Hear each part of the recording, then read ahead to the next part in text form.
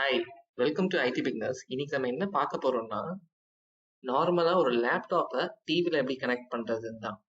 நம்ம ஏகப்பட்ட அதுக்கு நிறைய டிஃப்ரெண்ட் வேஸ் இருக்கு. But one of the easiest way just open your Edge browser.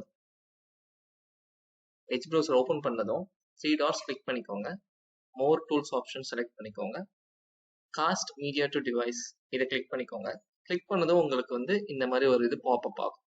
இது என்னன்னா, உங்க டிவியும் உங்க லேப்டாப்பும் ஒரே வைஃபைல கனெக்ட் ஆயிருந்துச்சுன்னா உங்களோட டிவி இன்ஃபர்மேஷன் காட்டும்.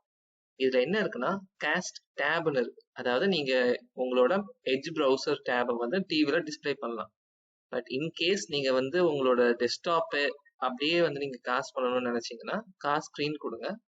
கொடுத்துட்டு ஜஸ்ட் உங்களோட டிவில கனெக்ட் பண்ணுங்க. இப்போ நீங்க பாத்தீங்கன்னா உங்களோட டிவில நீங்க இப்போ காஸ்ட் பண்ணிட்டு இருக்கீங்க. தேங்க்யூ.